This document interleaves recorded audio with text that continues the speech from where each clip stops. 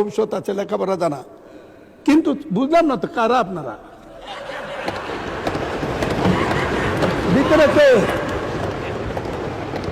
আপনারা আপনারা এদিকে দেখতে পারেন, আমরা এদিকে দেখলে কি আছে এটা বুঝবো না, এটা ঠিক না তো। মাননীয় সদস্য প্লিজ পার্সোনাল ফ্রিডম নিয়ে কথা বলা আপনারা বাদ দেন তো। দেখতেছেন না মুরব্বী মানুষ বুড়ো হয়ে গেছে, বুড়ো খাটাস একটু একটু ভুলভাল বকতেই পারে। সে একটা গান শোনেননি আপনারা, মনির খানের গান, সাদা কাপড় পরলে যেমন মনটা সাদা হয় না, চকচক করিলে তেমন সোনা তারে কয় না।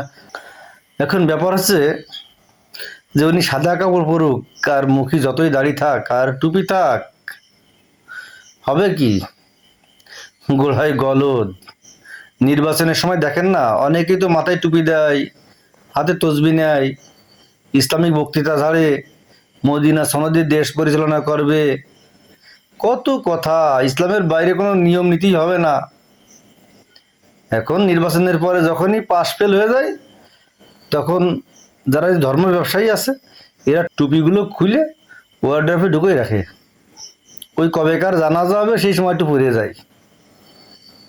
তাই মুরব্বী মনে হয় টুপি খুলে রাখতে ভুলে গেছিল, এই জন্যই আর কি মাথায় টুপিটা আছে। গেট আপও আছে মাশাল্লাহ, মনে আছে সেই ফেরেশতা আজাজিল। কি হবে এসব বন্দেগি দিয়ে জিন্দেগি দিয়ে? যেখানে তাদের কথা বলার কথা ছিল, কুমিল্লা 6 আসনের এমপি মনিরুল ইসলাম সাহেব, আপনাদের কথা ছিল আপনারা সংসদে এসে ইসলামের বাইরে দিয়ে এরকম কোনো নিয়ম করবেন না, এই আপনারা বলে ক্ষমতায় আসলেন। আসিয়া বললেন কি মদিনা সনদে দেশ পরিচালনা করবেন, কত কথা।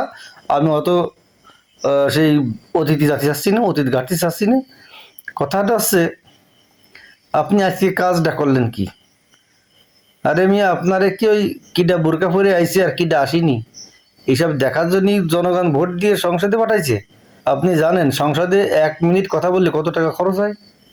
এই জনগণের টাকায় আপনার এই ফাও পেশাল করতে কিডা কইছে?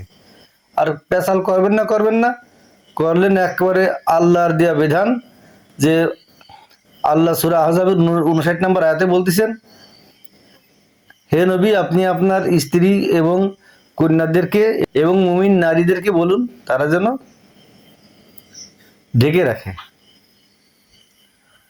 আর আপনি বলছেন কি যে ঢেকে রাখলি দেখতেই পারতেছি না, চিনতেই পারতেছি না। ও আল্লাহ, কয় কি? আরে আপনারা কি ওই সংসদে মহিলাদের আসনের দিক তাকায় থাকার জন্য কি এই সংসদে জনগণ ভোট দিয়ে পাঠাইছে? না না দেশের উন্নয়নের জন্য আপনারা পাঠাইছে? কোনটা সেটা একটু আগে খুলে পাবেন। আমারও তো জনগণ উন্নয়নের জন্যই পাঠায়নি, আমারে পাঠাইছে হচ্ছে ওই মহিলা আসনের, সংরক্ষিত মহিলা আসনের মহিলাদের দিক তাকায় থাকার জন্য। বোরকা পরে আসে, আহা রে, শয়তানের তো গা জ্বলবেই। আমরা জানি যে আল্লাহর বিধান মেনে চললি, আল্লাহর পথে চললি, পর্দা করলি, শয়তানের একটু গা জ্বলে, কিন্তু এই রাম জ্বালা জ্বলে যে বড় শয়তানের, সেইটা তো জানা ছিল না। লেবাসধারী শয়তানদের তো একটু জ্বলেই। আহ, এই পর্দা নিয়ে অবমাননা মানে তো কোরআন নিয়ে অবমাননা। এর তো জুতোর মালা গলায় দিয়ে ঘুরে নিয়ে বেড়ানো উচিত, সংসদে ঢুকতে দেওয়া উচিত না। আমার তো মনে হয় যেসব বিএনপি ভাইরা ধানে শীষে ভোট দিয়েছেন আর এই লোকটাকে ভোট দিয়েছেন, তারা এখন অনুতপ্ত হবেন যে কারে ভোট দিয়ে কি করলাম।